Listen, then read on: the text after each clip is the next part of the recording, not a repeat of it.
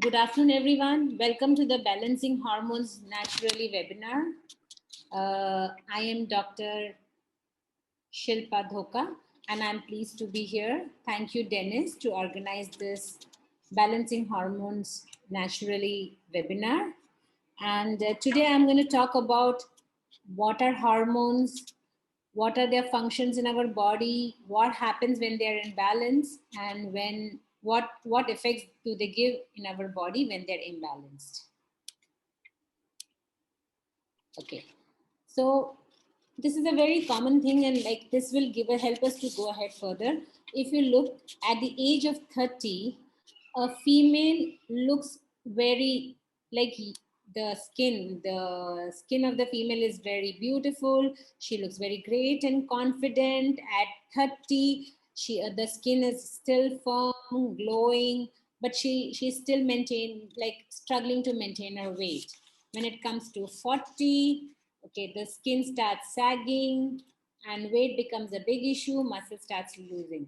And at the age of 50, it becomes more difficult. Insomnia, memory loss, all these things start. The face, of course, starts sagging completely. And then the biggest question is, why does this happen? We are the same females, we are doing the same thing, but why do these changes happen? Who are responsible?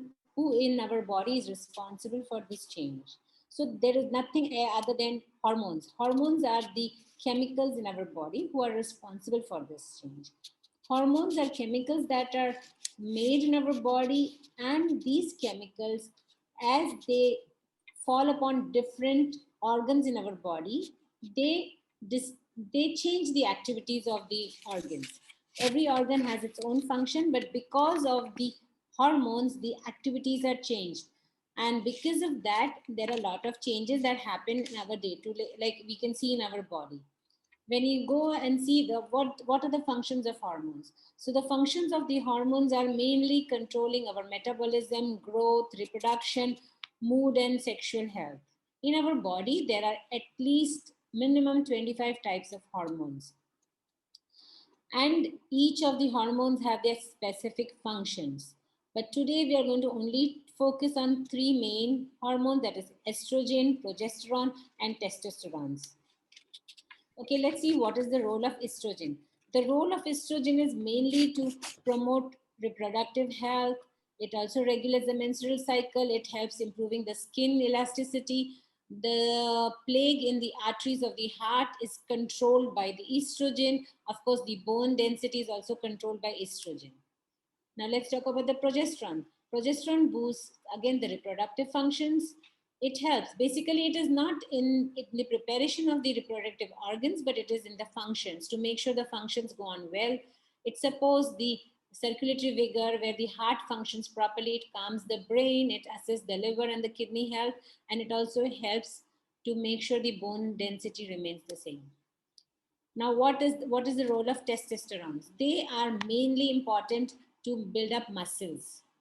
Even though testosterones are said to be male hormones, but they are equally important for females also, because they are in charge of the muscle development, they're in charge of the red blood cells, they make sure that the women doesn't go in anemia. Of course, it enhances libido, it increases the skin collage, it promotes reproductive health, and of course, because it is taking care of the muscle development, it also takes care of the bone growth. So testosterones are also very important. Now let's go and see what is the balanced hormonal state in our body and what happens when it gets imbalanced. So menstrual cycle, we'll study about it later. We all know what is a menstrual cycle. In the first 2 weeks of the menstrual cycle, the estrogen is dominant, and because of estrogen dominance, the skin glows, the health remains well, moods are very good. And later in the next 2 weeks, the progesterone comes in the play and it balances the estrogen. And because it balances the estrogen, that's where the menstrual cycle completes, and then that's where the menses come. Now, when the imbalance happens, what happens in imbalance is the estrogen dominance continues for the all 4 weeks. Progesterone cannot basically balance the estrogen. So that's where the problem starts. The weight gain starts, especially around the belly. the periods get disturbed because there is no progesterone or there's less progesterone. So this is what exactly happens during the imbalance. Also, because of the imbalance, the vaginal pH changes. The vaginal pH, if so, the pH values are normally from 0 to 14. So if the pH goes down, if the vagina becomes acidic, then the fertility reduces, and if it becomes alkaline, chances of infection increases. Therefore, it's very, very important that the vaginal pH should not go, it should be between 4 and 8, 4.5 being the optimum vaginal pH. So now again, there is a next question. Why does this happen? Why does this imbalance happen? So let's go and see why does this imbalance happen. So imbalance can happen because of age. As we age, the hormone imbalance happens. It can happen because of our lifestyle. It can happen because of the toxicity in the environment. It can happen because of the food habits that we're doing. It can also happen if we are not having good enough beautiful good sleep. Thyroid can be an issue, diabetes can be an issue, and pregnancy can be. Now if I just try to focus on few things here. With age, the production of estrogen, progesterone levels, levels in the body do change, so that can disturb. Then secondly, if there is stress in life, stress increases the cortisol levels, and if the cortisol levels are increased, then they again disturb the levels of estrogen, progesterone, testosterone in the body. Similarly, toxins and the unhealthy food.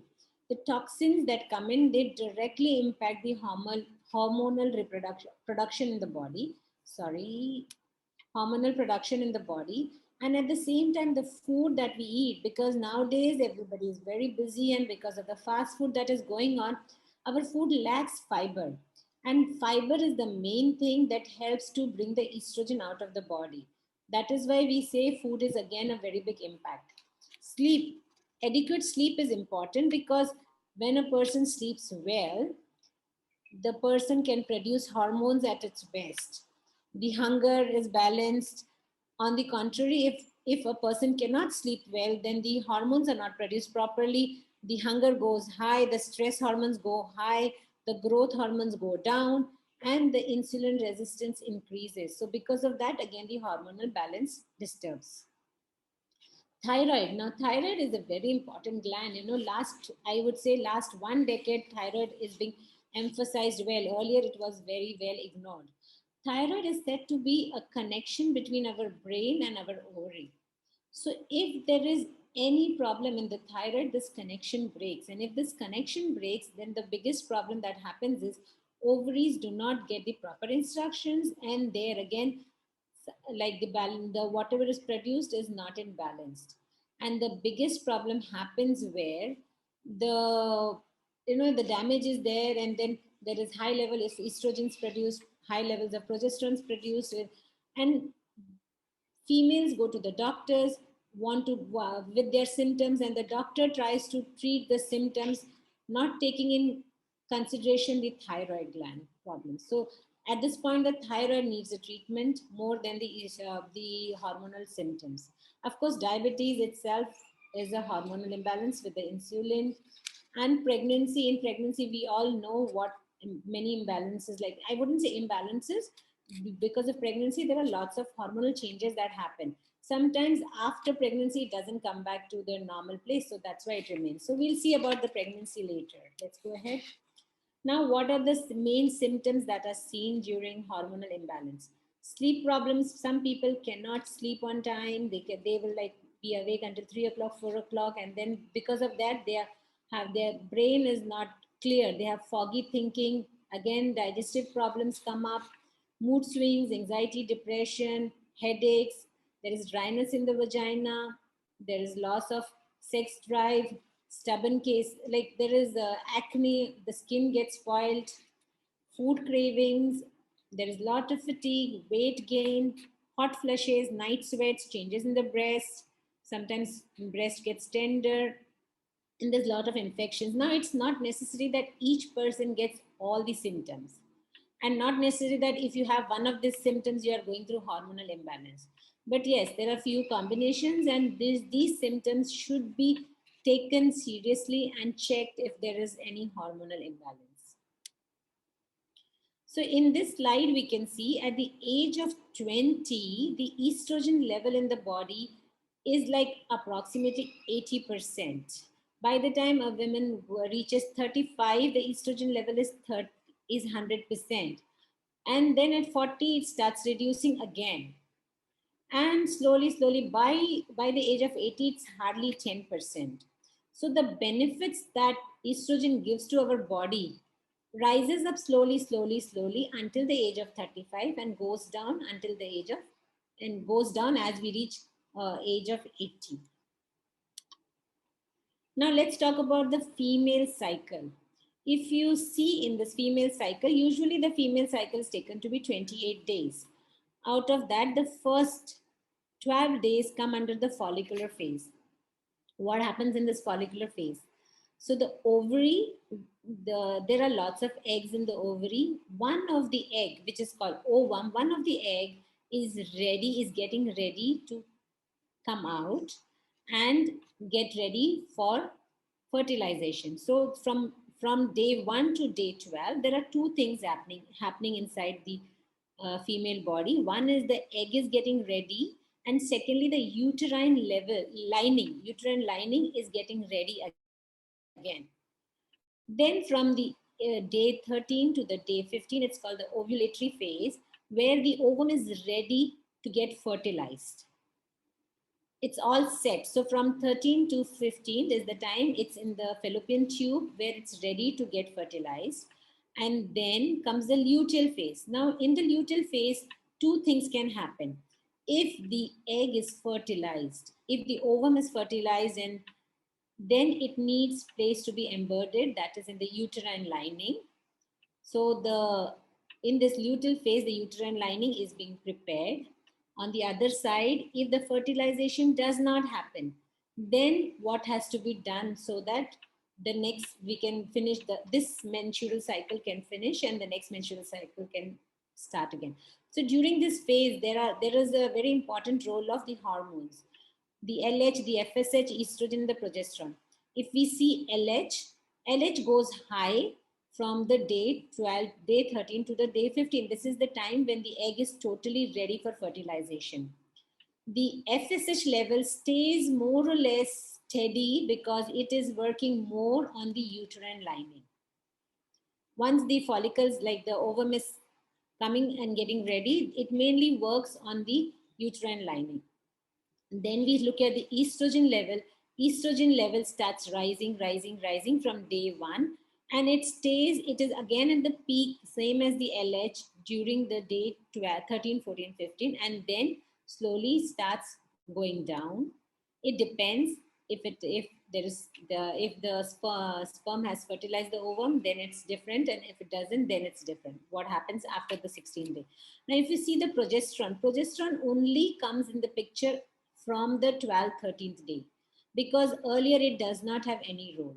So if the ovum gets fertilized, then the progesterone has the job to make sure the uterine lining becomes a bed where the fertilized egg can sit. It becomes a cushion. But on the other side, if it does not get fertilized, then the progesterone level starts falling down, and it helps shedding the uterine lining. And that's where the menstrual cycle starts.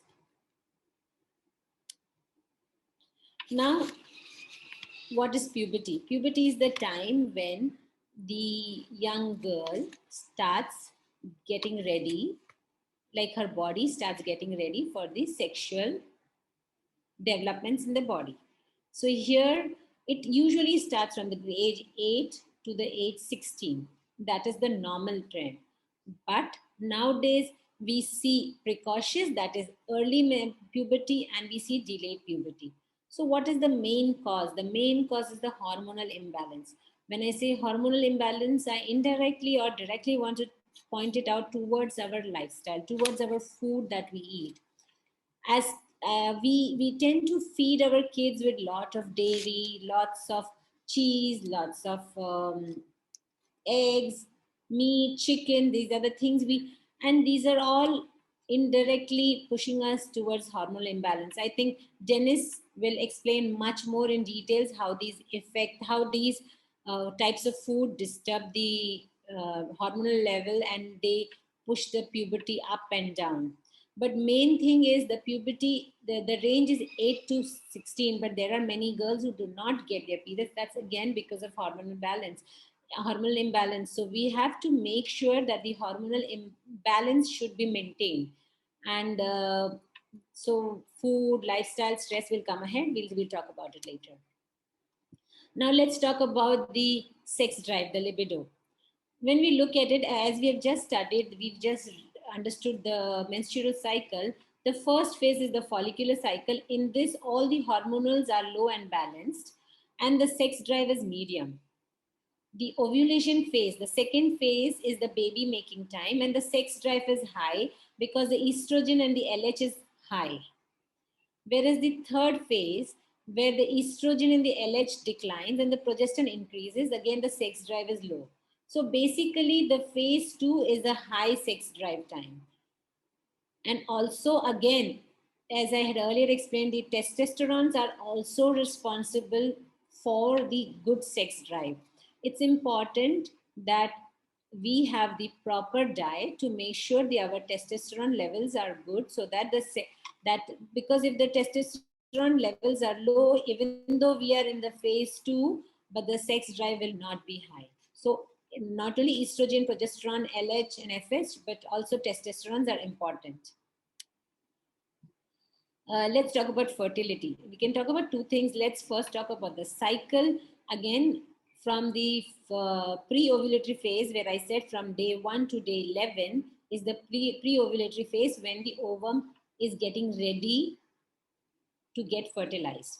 When it comes from 12th to 16th day, that's called the fertilized phase. This is the time when the egg is ready. So ladies who want to conceive, this is the time. Make sure, mark these days, locate your days, and this is the time where sex is important so that you can conceive.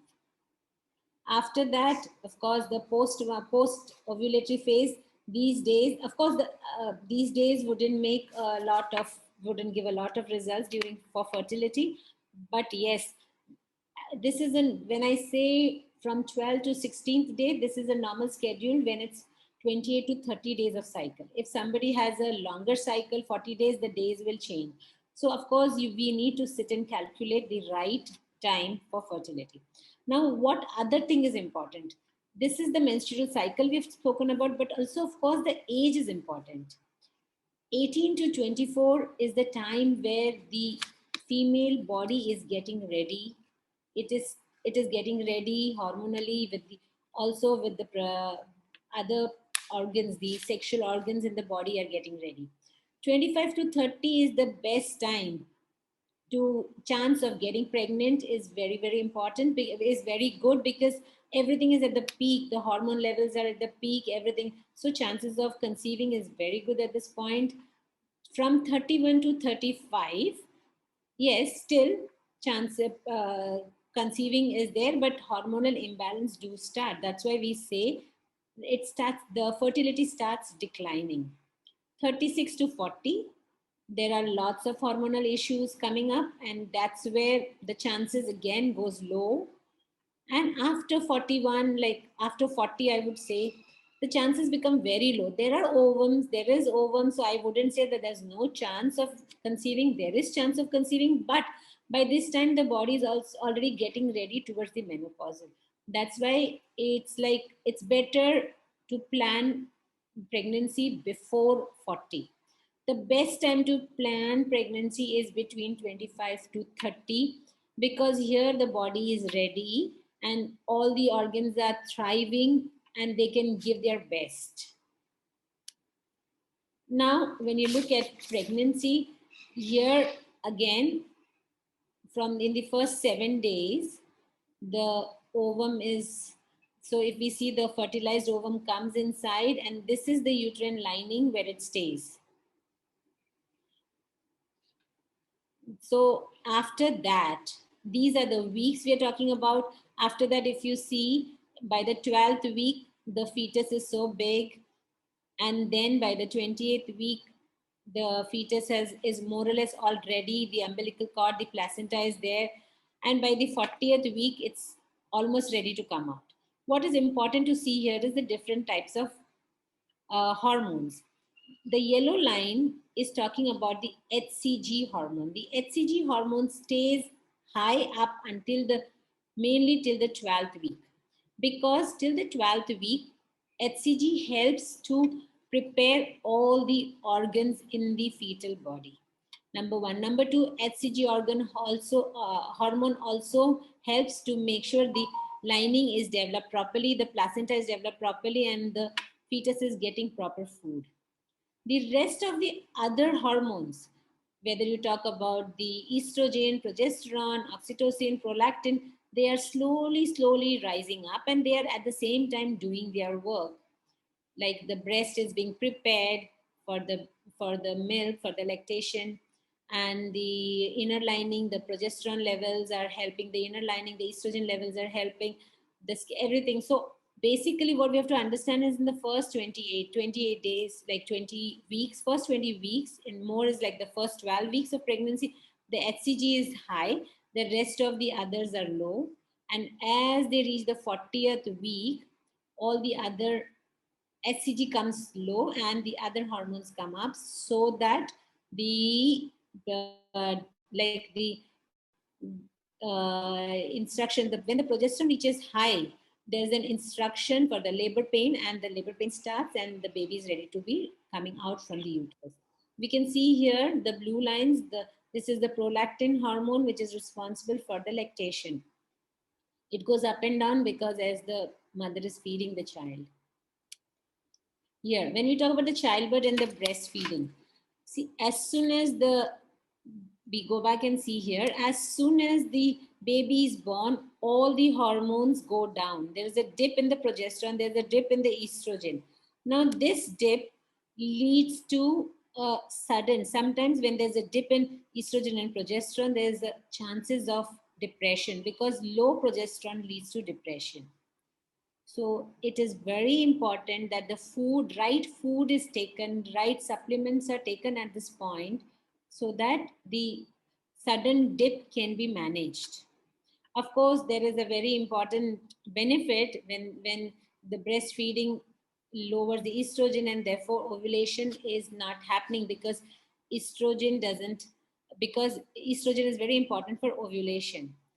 That's why, but again, just don't take this for a ride. It can sometimes be dangerous also. You can conceive. Now let's come to the premenopausal and the postmenopausal condition.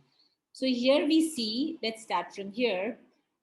Ovulation becomes irregular because if there is, if the ovary, if the estrogen level is low, ovulation does not take place.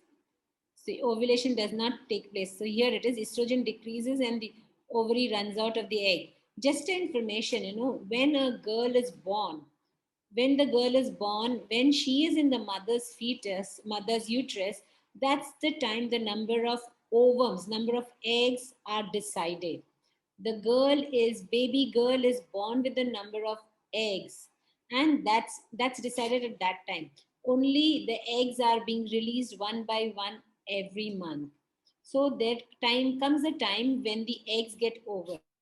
So that's why is different for different person, different individual. So somebody can have this many number of eggs, somebody can have this many number of eggs. So once the eggs are over, then the ovary cannot prepare the egg, right? So that's why the estrogen level starts falling. And because the estrogen level starts falling, the thickness of the uterine lining also changes.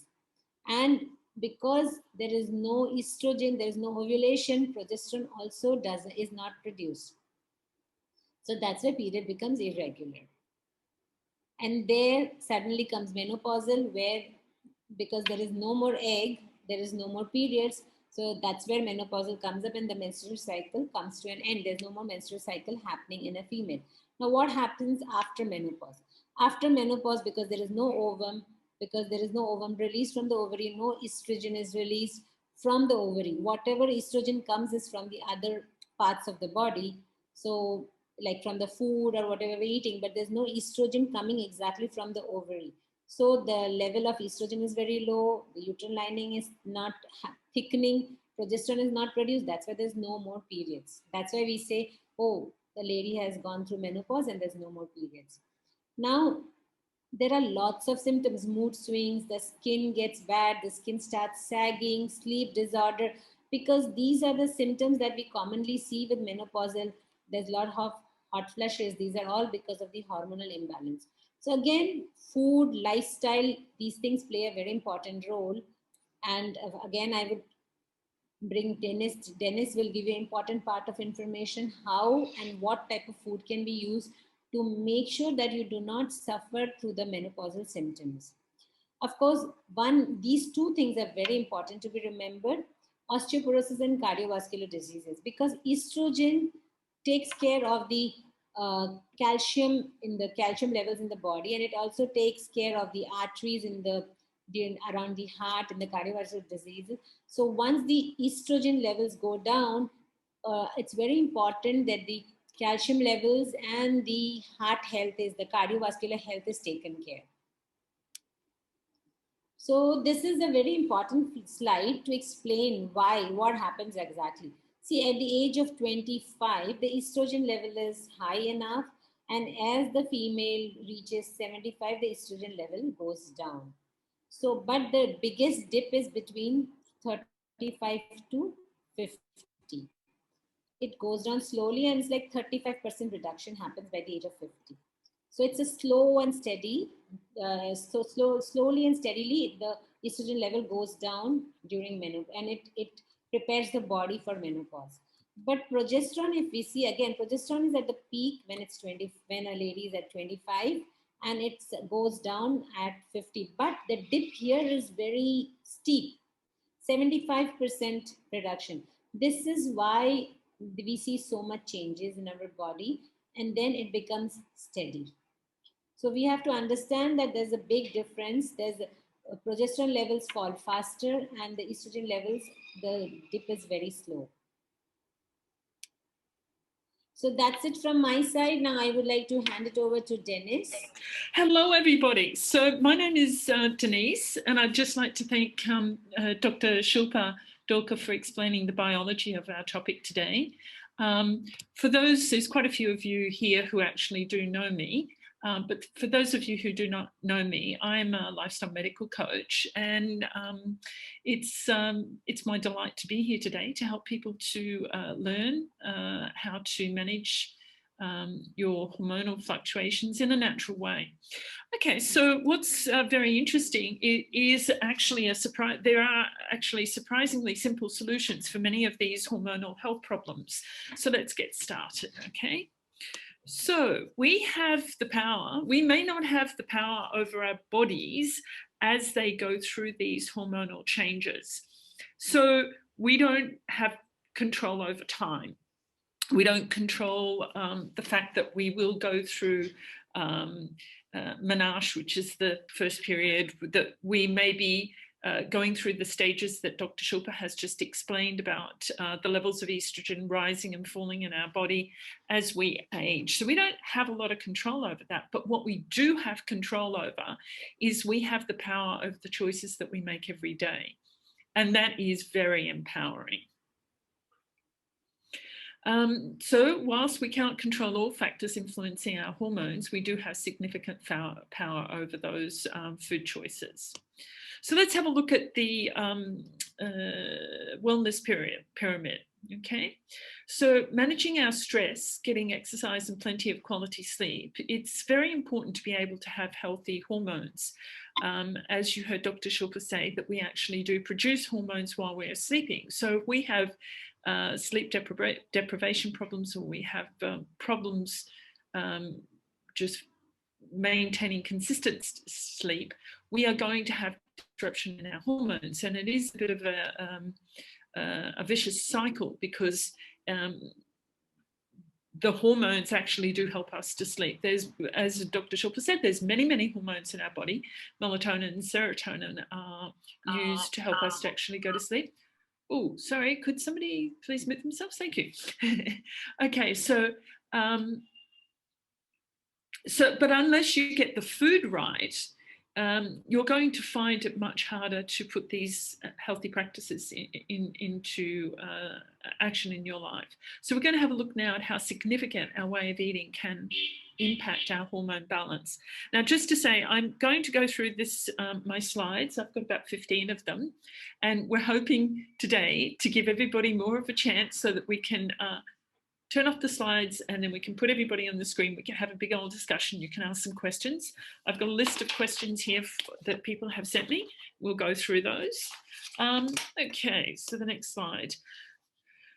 So hormone haywire, we all know what that's like. I've raised several daughters myself, so I know what it's like to go through the hormonal changes. Probably the most common hormonal issue faced by women is menstrual pain. So we're going to have a look at that as a type of case study. So for about 15% of women, it's severe enough to interfere with work and other activities. Okay, so let's have a look at the menstrual pain. We can feel menstrual pain either towards the front of our bodies or in the back, and it usually starts in the abdomen, and then if it gets more severe, it will start to radiate down to the back and thighs. Now, the question is, what causes the pain? We've had some questions about that. As you've seen in the biology, the endometrial cells, the lining of the uterus grows at certain times during our cycle. And then whether or not we become pregnant or not, whether our body, there is implantation of the ovum or not, will determine as to what happens with the thickness of those cells. So as the cells in the uterus, as they start to break down, they release another hormone, a messenger, which is basically what hormone is. It's an inflammatory prostaglandin, okay? These blood cells and the blood vessels in the uterus then start to cause muscles to cramp. Now, excess prostaglandins will result in headaches, nausea, and in extreme cases, vomiting and diarrhea.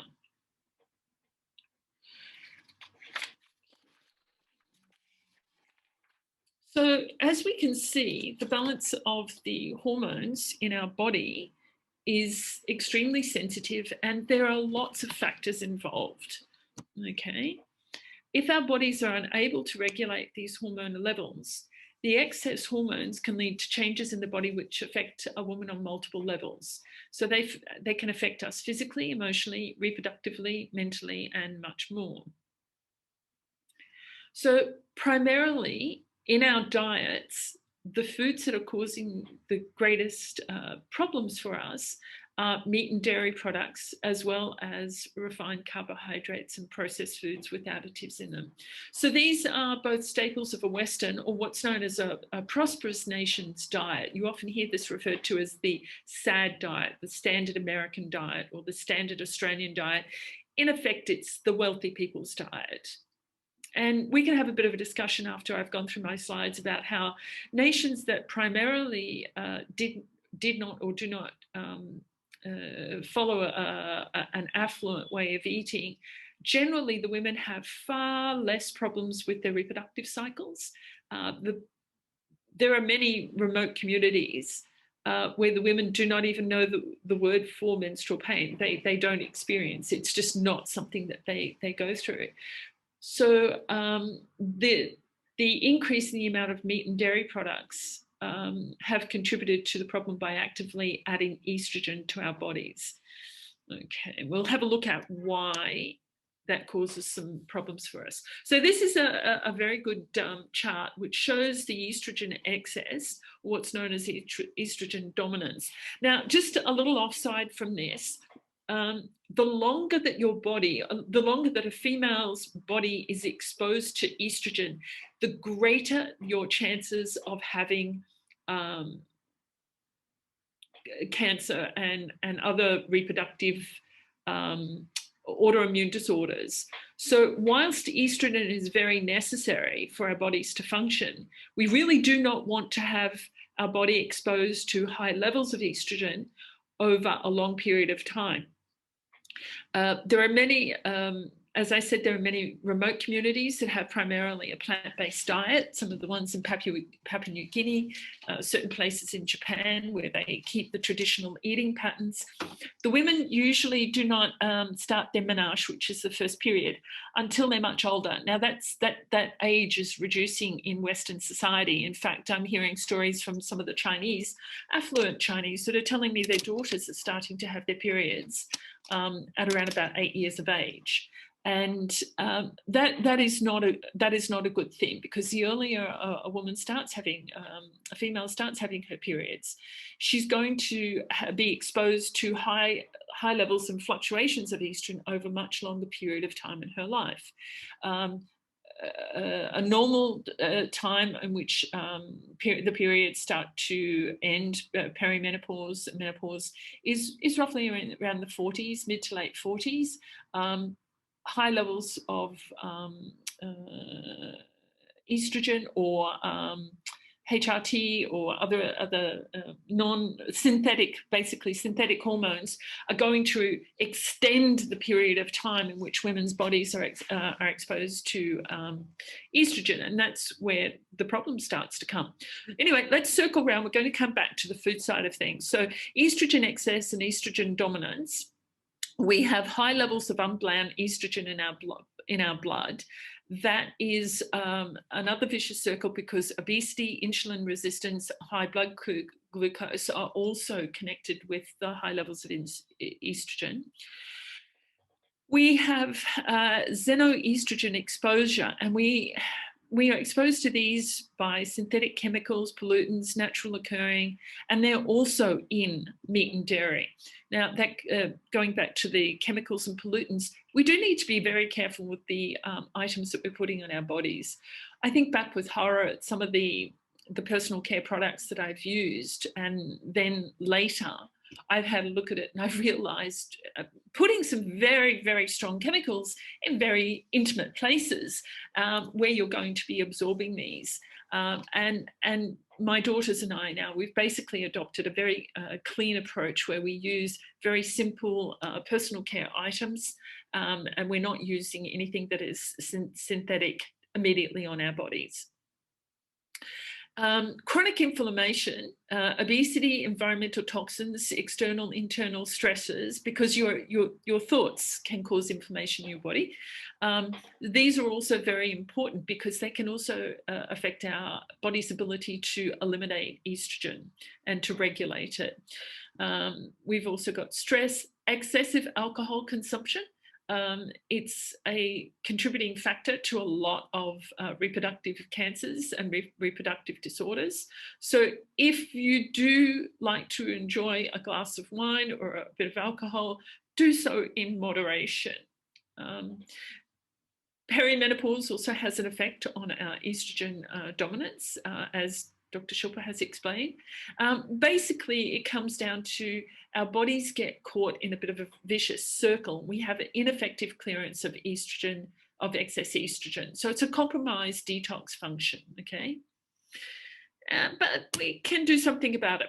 Okay, just before we move on to the things that we can do about it, let's go back and have a look at the enterohepatic circulation. This is something that I find very fascinating. In 2019, I had the privilege of listening to Dr. Neil Barnard. If you are interested, I can recommend some books. He's got a very good book called The Body Imbalance. I highly recommend it. If you're in one of our programs that Shilpa and I run, we go through a lot of this in the general coaching and talking about how the body works as far as hormones. So some of the molecules that are released in the bile, if you understand how the liver and the bile duct work, what happens is our body will reabsorb some of the hormones that are circulating in our intestines. Now that is not a good thing. And it usually happens because we're not having enough fiber in our diet. So if we have a standard American diet, a standard highly processed diet with a lack of fiber in it, our body is unable to sort of push the estrogen through, because the bile, the liver processes our blood, and it takes out excess estrogen, it regulates it, and it dumps it into the common bile duct. But if there's not enough fiber, if you look at here, you can see here, this is the liver. It processes the excess estrogen in the blood. It dumps it here. The gallbladder releases some bile to help flush it through. It goes into our intestine. But if there's not enough movement there to push it all through, it goes back up. All of these excess hormones go back up, and it creates a toxic sump. So how does this affect us? All of these excess hormones can result in diseases such as endometriosis. Hang on a second, I'm going to switch. Sorry, excuse me for a second. Lost track. Okay, 20. Okay. So estrogen dominance has an effect on is basically linked back to the origins of breast cancer, ovarian and uterine cancers, and also prostate cancers. And they're all connected with excess of estrogen. It's also linked to such things as endometriosis as well. Okay. So as our liver filters the blood, I'll just go back to that slide. As our liver filters the blood, it removes the excess estrogen and sends it down through the bile duct out into the small intestine. Once in our small intestine, estrogen binds with the fiber that's passing through our digestive tract, and it is then eliminated with other waste. In the absence of this fiber, the estrogen is reabsorbed back into the bloodstream and circulates through the body again. So this recycling happens as many times as necessary until there's a fiber available to sweep the estrogen out of the system. A low fiber diet, one high in animal products and processed foods, creates a situation where our bodies are unable to eliminate excess estrogen, leading to the enterohepatic circulation. Okay, as estrogen cycles and recycles, the cells are continually bathed in estrogen. That goes back to causing a thickening of the lining of the uterus, and thus increasing the risk of cancer cells by being primed for growth, because the cancer cells need a steady supply of estrogen. So let's have a look at this. So we're circling back to the red meat and processed foods. This is one of the side effects of a diet that is low in fiber and high in animal products. One of the studies that has been done by Dr. Bernard and the Physicians Committee for Responsible Medicine showed that higher intakes of red meat and processed meat may lead to endometriosis, which is a painful condition in which uterine cells extend to other organs in the body. The women who ate the reddest meat, so that's more than 2 servings a day, so that's meat with high levels of what's known as heme in it, which is the blood. It gives red meat its typical colouring. It increased the risk of developing endometriosis by as much as 56%. In addition, the dairy products may contribute to extra estrogen circulating in the blood, since cows are usually pregnant while being milked and may pass along estrogen through their milk. A lot of people aren't fully aware of that. So by avoiding animal products and processed foods and adding oils and added oils, estrogen production is reduced. So if we just make some changes to our diet, we can reduce the amount of external estrogen that our bodies are exposed to. Plus, there's also the factor is a lot of these products are very high in calories, so we put on weight, and fat cells are also, estrogen loves fat cells. It grows in fat cells. So the fatter someone is, the higher levels of estrogen they will have naturally. So by avoiding animal products, processed foods, and added oils, estrogen production is reduced. And by replacing chicken, skim milk, and other non-fiber foods with grains, beans, and vegetables, estrogen elimination is increased.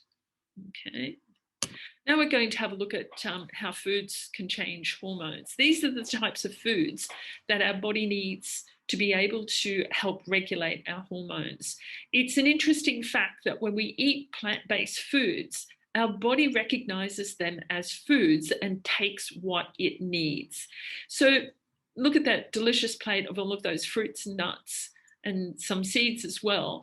Our body will absorb the nutrients, and the fiber that is also in these foods will help us eliminate what we do not need. Now, if we have a low fiber diet, then we're not doing that. We may absorb too much of a lot of nutrients. Most people don't realize that what we're facing now is not a problem of a lack of nutrients. We are facing a problem of over-nutrition. We are taking in far too much nutrition for our body that it needs, and this nutrition is also often a delivery system for a whole lot of other chemicals and hormones that we don't want, and creates a toxic sump, and we cannot get rid of them. So low fat, high fiber diet can significantly reduce our estrogen levels and the complications of hormonal imbalance. So we've done a lot of research lately that shows that cancer researchers have taken great interest in this phenomena because lowering the level of estrogen in the blood helps to reduce the risk of breast cancer. And it's one of the reasons why a lot of women who are being treated for breast cancer, they make immediate changes to their diets with great positive effect in their treatment.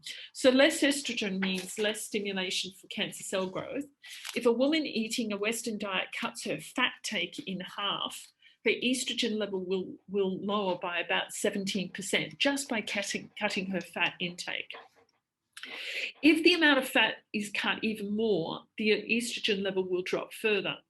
A lower hormone level will have less effect on the uterine cells. In addition to lowering estrogen, a low-fat diet may also be beneficial because high-fiber vegetables, beans, fruit, and whole grains help the body to eliminate estrogens.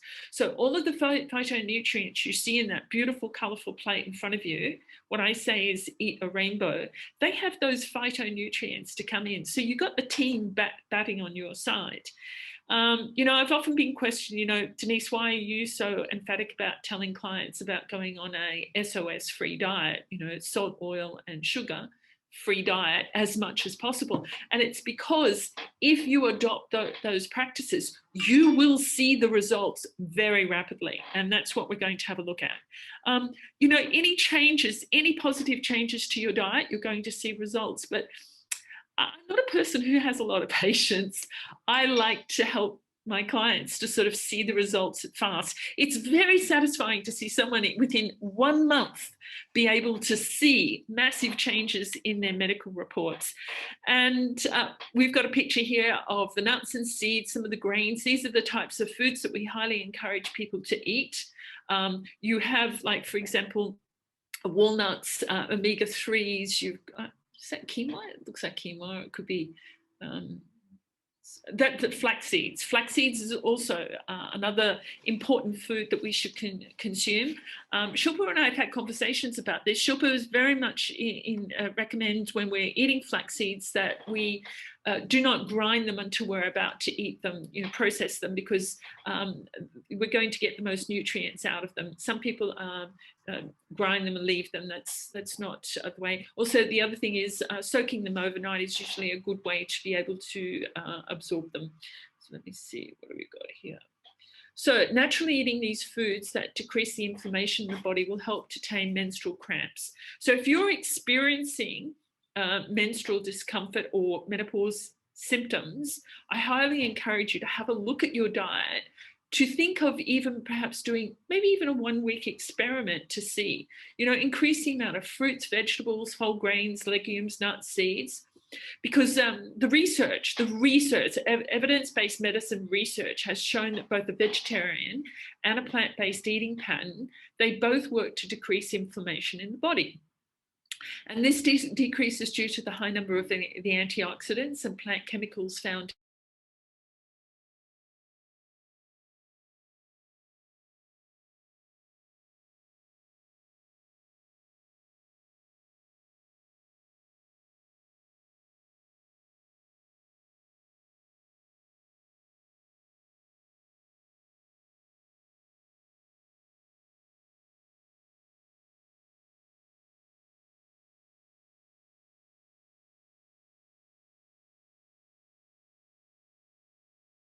So this is some of the food that we encourage people to eat. Is that slide 33? Yes, that's slide 33. So our hormonal system responds to positive changes in our diets with very, very rapid results. Cramps can disappear in the very first month after a change in diet.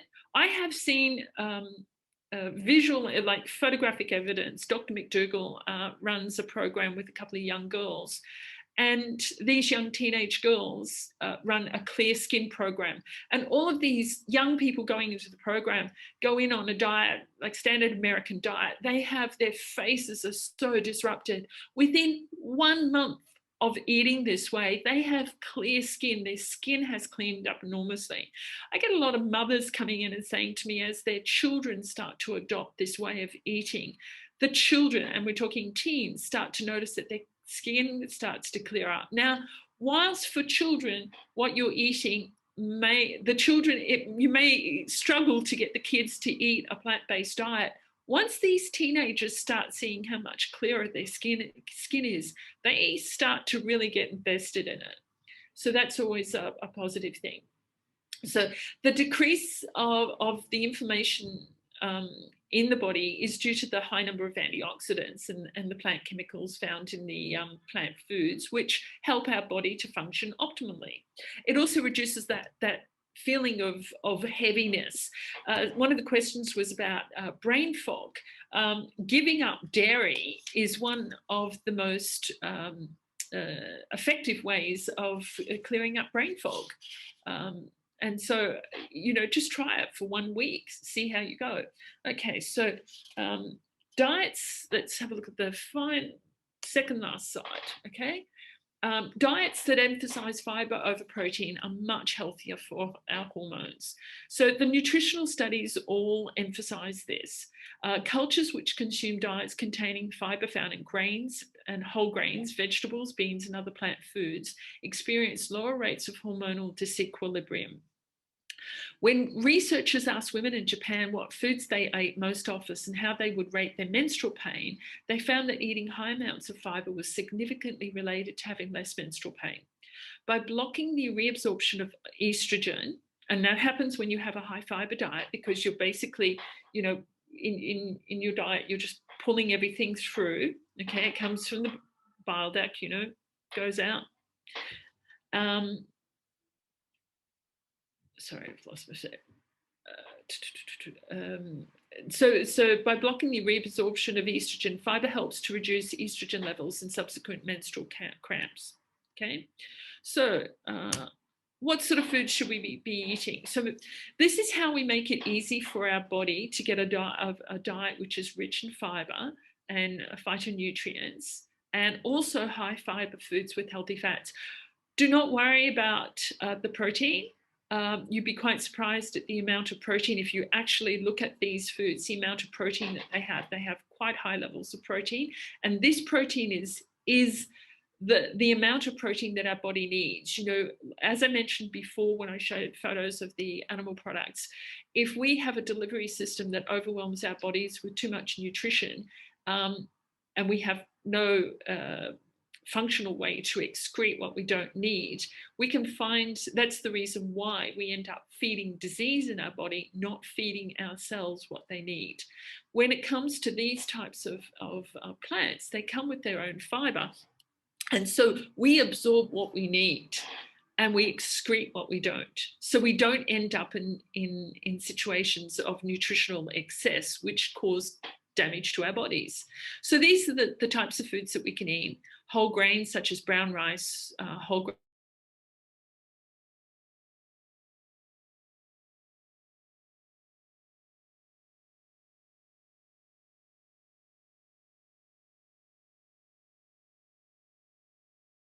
etc. Now, I would like to point out, if you are experiencing any symptoms of hormonal imbalance, these particular green vegetables here, I would put an emphasis on this.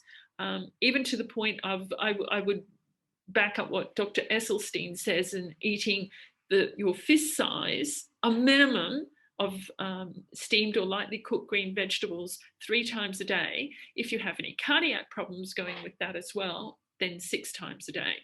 Now, your legumes, we've got beans, peas, and lentils. Lentils are particularly good because the protein level in them is very high. And also your fruits, such as apples, mangoes, berries, oranges, etc. Okay, they're going to get you the phytonutrients you need. And of course, we've got a listing down here of the food that we should be avoiding if we're having hormonal issues, such animal products, refined grains, added vegetable oils, and fatty foods. Now, let me see. I think we've come to the end. And those are the references. So this is not just me on my little soapbox getting up and down and saying, you know, these things without any scientific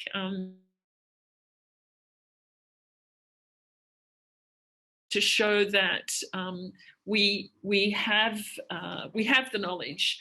Now we have to find a way to be able to do it, how to implement this in our lives. So I'm going to stop my screen sharing.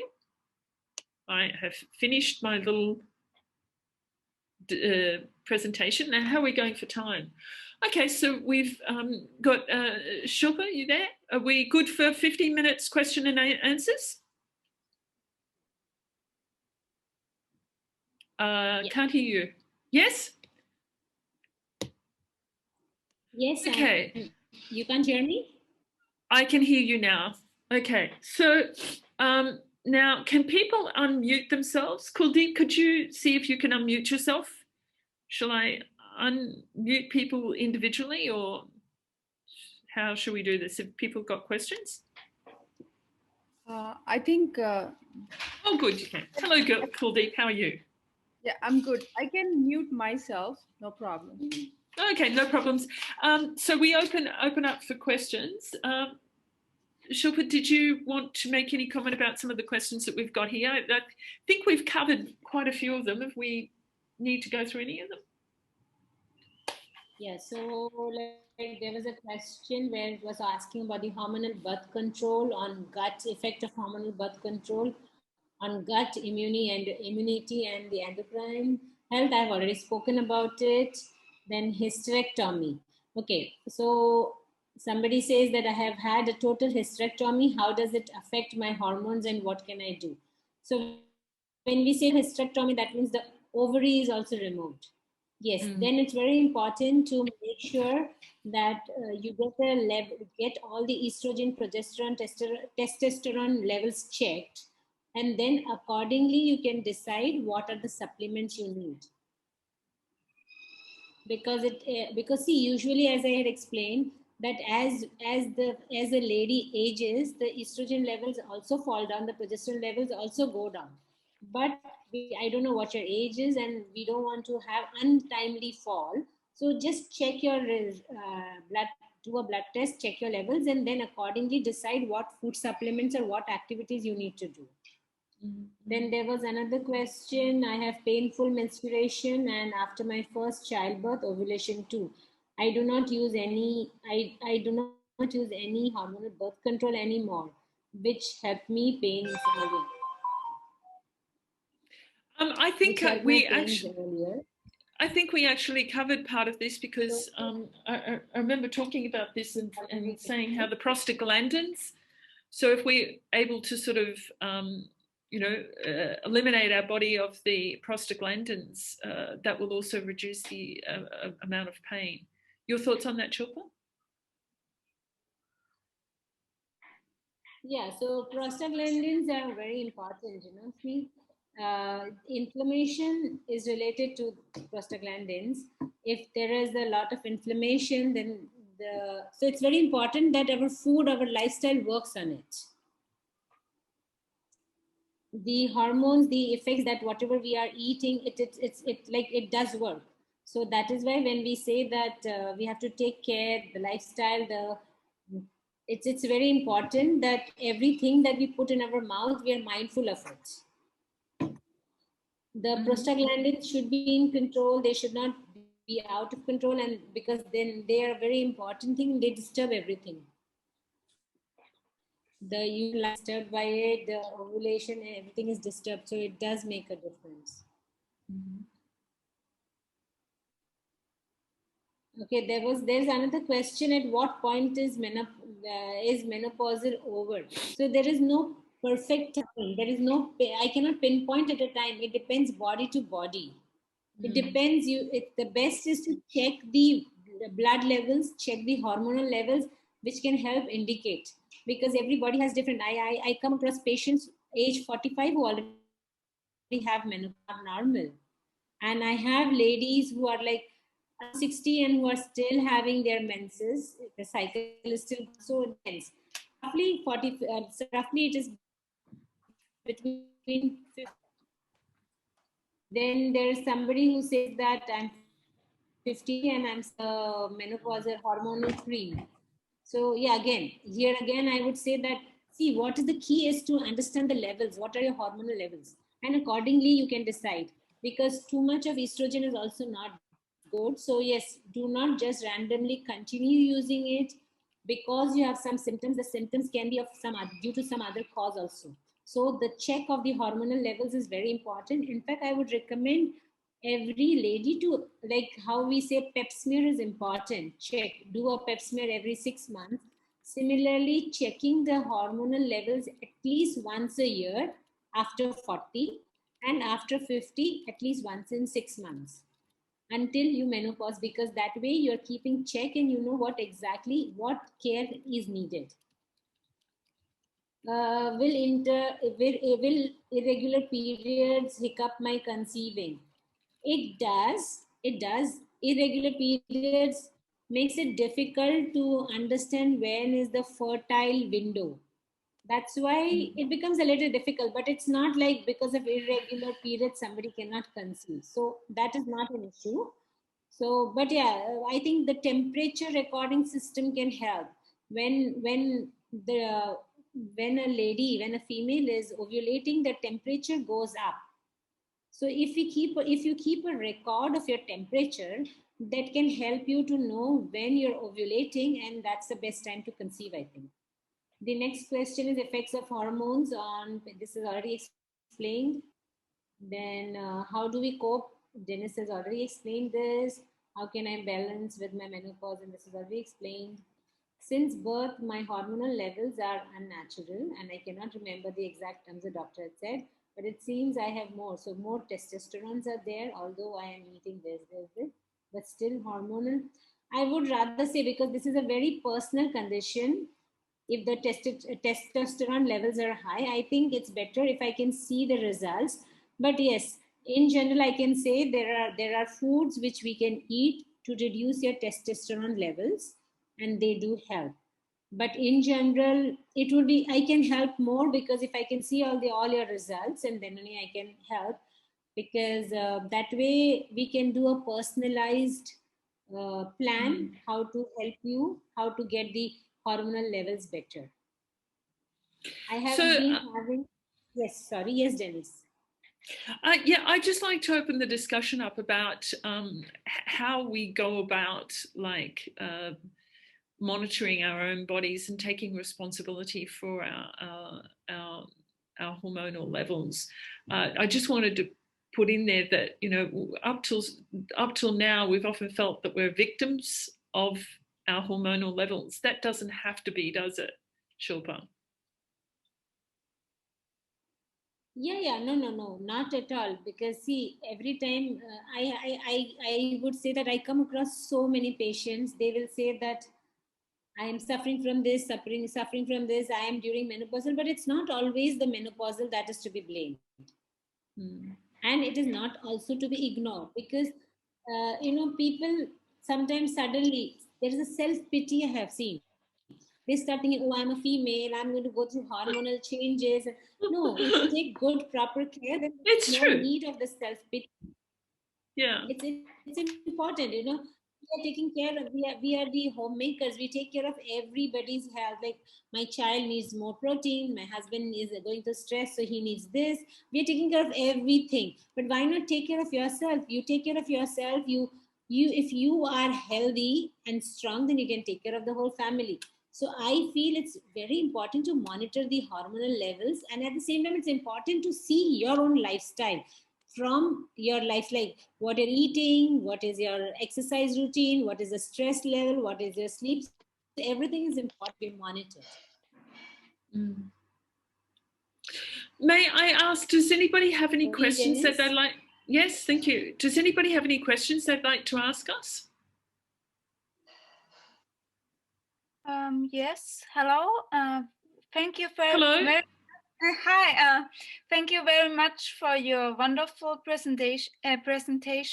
I would be interested. You mentioned that there are foods to lower testosterone levels.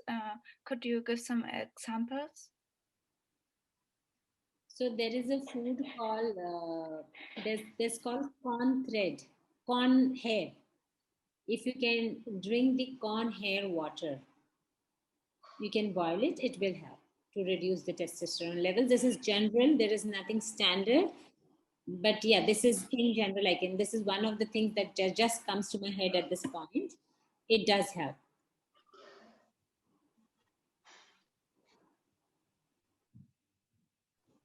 Sorry, was I clear? Thank you very much. Thank you. It's called what? That water, what's it called? I'll put it in the chat. Oh, thank you.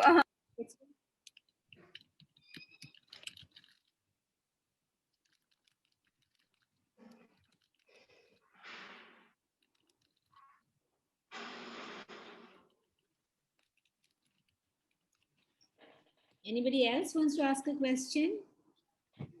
Hi, Shilpa. Dr. Shilpa, I wanted to ask one question. Is Yes. that I get severe migraine and headaches during my periods.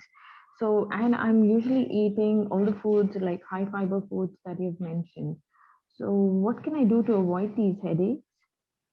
So see, usually headaches headaches like migraines and headaches during periods is because of acidity. Okay.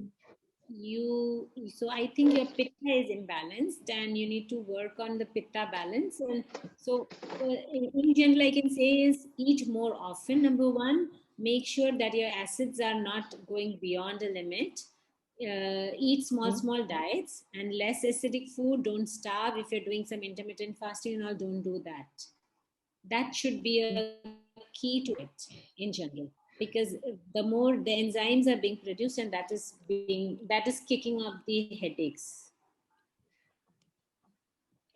Thank you. Welcome. Please, may I ask a question? Hi, Yes, Latifa. please. Tisha. Okay, thank you. I have quite the same question. During the period, I have like stomach pain and sometimes with diarrhea. So I don't know what I have to do. I used to drink hot water, but I don't know if there is something else that I can do. Thank you. Shilpa, did you want to answer that? So you can start, no problem, because you spoke about the painful menstruation. Sure. Letitia, one of the things that, I'm not familiar with what diet you're currently eating at the moment, but when it comes to the cramping and the pains, once again, that the pain is caused by the prostaglandins. So if this is happening during and post-period, then it's those levels that are rising in your body. And as I mentioned, in very severe cases, if we've got very high levels of prostaglandins, they can cause vomiting and diarrhea. So once again, that would be something that you may need to. Shilpa, are there any tests that you can do? I mean, I know that there's the non-steroidal anti-inflammatories that can be taken, but is there a test that someone can take just to check what the levels of prostaglandins, an information test? I think I came across some mention of it. Yeah, so normally you can do the prostaglandin test. It's very, very easily available. But I think, may I know, like, what age group do you belong to? Latifa, how old are you? Sorry?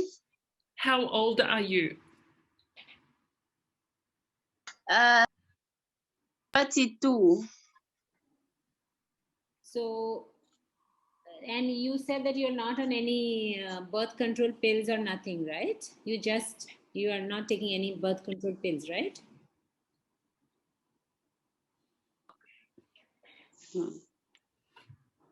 So I would suggest you start taking aloe vera gel. You know what is aloe vera? Have you heard about aloe vera? Yes, yes, You start taking yes. aloe vera gel, 2 scoops of aloe vera gel every day in the morning, and your abdominal cramps will go down. Oh, okay. Thank you. Welcome. The aloe vera gel also helps with moving food through the bowels, doesn't it? Yes, it does. Very calming. We've got a rooftop of it. Anybody wants any, just let me know. Our aloe vera survived all through the winter. We've got maybe about 20 odd plants up there. Do we have any more questions? That's lovely. Hi, it's me, Rosalina. Hi, Rosalina. Yeah, actually, I just talked to Miss Dennis like yesterday. I just started being a vegetarian like about a year. So throughout this journey, for 1 year, I experienced while I was being a vegetarian, I experienced like sleepiness and also severe like hair loss. So I was kind of confused. Like I don't know what I did wrong because I've been taking like eggs, milk, and not so much on milk. I usually just drink soya milk because I have acid reflux. I've also been taking vitamins like vitamin B, spirulina, and stuff like that. But I don't know. I might experience some like I don't know, like after I eat lunch, I'll feel very sleepy, like very fatigued, even though I feel like I have eaten quite enough food to keep me hydrated and energized during the day. So I was just wondering if I did something wrong. Shilpa, do you mind if I answer this and then you can follow up on anything that I missed? Is that okay? Yeah. Okay. Please go ahead. You answer. So I see this a lot. I'd have to say 50% of the clients that come to me or to us, 50% are people who are on a vegetarian or possibly a vegan diet, and then 50% are people who have very severe health issues, such as your degenerative disorders. And the people who come who are vegetarian or vegan who are confused when they do not get the results that they think that they ought to be seeing in their lives because they've watched Fools Overnight or they watch some videos. Generally speaking, it's because the body's taking much longer to adjust. Now, I've had some conversations with Dr. Malcolm Mackay about this and Jenny Cameron. We've got some videos in our program that I highly recommend. Jenny and Malcolm, they have been watching this as well, and they believe that when you go through something like hair loss, a lot of it they're seeing is because there is a delay factor as our hormone levels start to drop as we don't eat this crap that's causing these problems. So our body does need a period of time to adjust. There's two factors that seem to be happening. Usually you look at someone who goes through some hair loss and say perhaps some feelings of fatigue, their hormone levels, like they have these external hormones coming into their body and they're stopping taking those, so they may cut out all of the things that are causing the synthetic hormones to come in, and maybe they change their diet rapidly. Their body's ability to be able, and this is according to Malcolm, the body's ability to self-regulate and to adjust to that has not yet kicked in. So you've got this sudden drop because of all of these external factors that are no longer coming into the body, but the body's own ability hasn't yet kicked in. He says that he sees it quite a lot, and he says that it's not something to worry about too much, because eventually, if you're eating the right balance of plant-based foods and you're staying away from the processed ones, and there's quite a few, this is what our program's about, there's quite a few apps and recommendations that you can make, such as, you know, the Daily Dozen. You may have heard from Dr. Gregor. He has an app. Also eating a rainbow and things like that. But the other factor that Jenny chimed in, which she covers in her video on calorie density, and if you want the link to that one, I can give it to you. She says that a lot of the time, the hair loss and the feelings of fatigue are people just not getting enough calories. They're not eating the right quantity of food at the right time in the day. Now, Shilpa is probably the one that I would like to hand over to that, because my observation of clients that we've been working together medically supervised is that changing you may be eating the right foods, but you may not be eating the right quantities, and you may not be eating at the right times of day, so that you're not going to get the benefits you need when you need them. So at that, I may just hand over to Shilpa. Okay. Thank you, Dennis. Yes, you very well explained it. But Rosalina, there are a few things I would like to point out. Number one, stress is a very important thing. Stress is a very important thing because, you know, you have become a vegetarian, but you have to love it. You have to enjoy it.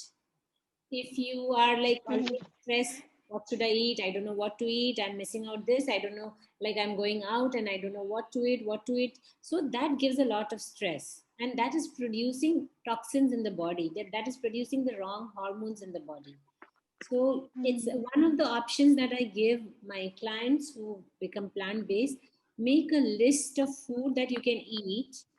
When you're outside, what you can eat, and when you're at home, what you can eat. You know, apart from your 3 meals, what you can snack on, you should make a list, because this is the lifestyle which you have just adapted. You've come into this lifestyle just 1 year ago. You're not used to it. So foods won't just pop into your head that, oh, I have to eat this or I have to eat that, or some things wouldn't be there in the cupboard there. So a proper planning is needed, number two. So stress should not be there. Secondly, proper planning is needed. Thirdly, of course, when you transition from a non-vegetarian lifestyle to a plant-based lifestyle, the body goes through a shock. Body goes through a shock. So there is sometimes there might be a time where you go through a nutrient deficiency period. It's important to get the nutrient checked, like the calcium level, the iron level, the B12 level. Just get this checked. And then make sure accordingly your regular food is planned. Like right quantity is needed, right quality of the food is needed. And like you cannot just eat whatever is available. Oh, there's nothing, so I'm just mixing some veggies, making a salad and eating it. No, you cannot just live on salads. You need to live in proper balanced diet. So it's very important that you follow these things, and it's very good that you have taken a right decision to base, because at this point there is a lot of hormonal imbalance with the non-vegetarian foods like the meat, the dairy. It's because we are not sure. In the olden days when people had those, it was okay, they lived with that, because that time at least the milk was organic, it was natural, there were no hormonal imbalance, the cows were not fed with hormonal injections to like lactate throughout their life. So you have taken a very good decision, so I would congratulate you for this decision, but just make sure that you can support yourself with whatever is going on. And I'm sure if there is a low calcium level, or if there is a lot of fatigue, and if you need some B12, then we can plan something and we can decide what Dennis, you can meet Dennis and she can help you design your balanced diet, and that way your levels can come back to normal. Shilpa, I'd actually like to point out, Rosalina, Dr. Shilpa's in Jakarta, so both of you are in Jakarta at the moment. You're actually able to get together. You're actually able to get together. But Rosalina, you're very welcome to join any of our programs. I think we'll take one last question and then we'll wrap up. Is that okay with you, Shilpa? Okay. Sorry. One last question. Hello, Shilpa, can you hear me? Yes. One Yes. last question and then we'll wrap up.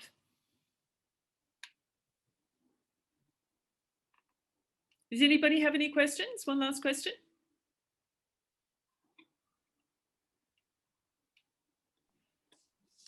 Hi, so sorry, I joined the seminar quite late, so I might have missed out and you might have spoken about this already. But being in China, you know, there's so many mushrooms available here, and I think a lot of them have therapeutic properties and a lot of them are meant to be very beneficial for hormone health. So I don't know if you've talked about this already, but I just feel this is something perhaps we could tap into if you have some guidelines to help us, you know, figure out what are the mushrooms that would be good for us. I'll just, Yeah. Parul, I'll just explain. In my talk, primarily, Shilpa focused on the biology of the problems of excess, you know, hormonal imbalance.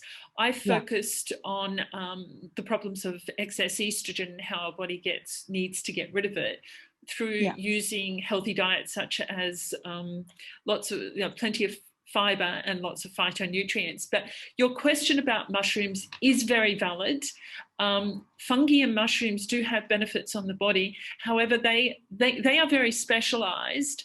And I probably asked Dr. Shilpa if she's got some time just to explain very briefly about some of the benefits of using those and whether you have recommended them, because mushrooms as part of Eat a Rainbow, their role is usually considered anti-carcinogenic. So they may play some significant roles in helping to prevent cancers or to help treat cancers that have already started to occur in the body as a result of hormonal imbalance. So over to you, Shilpa. Yes, so mushrooms are said to be high protein and high in estrogen. So when mushrooms are taken in a balanced quantity, they do protect the body from, because the estrogen levels can be maintained, and they do protect the body from the estrogen deficiency symptoms. But too much of mushroom makes it estrogen dominance, which is again difficult. It's not a good condition for the body. So we have to make sure we cannot overdo using the mushrooms, but a regular, like 3 times a week using mushrooms in your diet is good, but beyond that is not good. Okay. Okay, thank you very much for that response. And as we close, I'd just like to point out that to let everybody know that Dr. Shilpa and I are available to support anybody on your journey. Dr. Shilpa has her own consultancy. You can make appointments with her and discuss any of these issues that you like. We have a special at the moment. If you sign up for a consultation with Dr. Shilpa, I will give you one free 30-minute session of plant-based lifestyle medicine coaching. And I also have a special at the moment where if you sign up for 5 coaching sessions with me, you get the free online support group, and Dr. Shilpa will give you a 30-minute free consultation. So you can take advantage of either of those offers. Just send us a message. Shilpa, would you like to say anything before we sign out? Thank you everybody for attending, and I hope that you can also help to spread the word about our program. Thank you. That's very generous of you to be hosting this. Would you be posting a recording of this session possibly for people who came in late like me? Sorry about that. Yes, Parul, I will have a link. Give me a little bit of time to get it ready. I probably will allow you go straight to the Zoom site that you can listen at, and eventually this video will be on my YouTube and my Yoku channel. Okay, wonderful. Thank you. Over to you, Shilpa. Thank you very much, Dennis, to organize this, and thank you very much, ladies, whoever were on this talk. And this is a very, very important topic, and I hope that Dennis and myself, we have tapped into it properly and given you quite a lot of information which can at least start making you think and work accordingly, so that if there is any changes needed in your lifestyle, you can make it, because in the long run, this is what is going to make you be more healthy. And yeah, you remember the first slide that we saw where the skin was sagging and the sleep, insomnia was there, memory loss was there. So nobody wants to be there. We all want to be in our 20s and 30s forever. So please make sure to feel free to contact Dennis or me for any of your queries. And I would just say follow everything, stay well, follow all the tips that were given here, and stay well. Thank you very much. Yeah, thank you very much.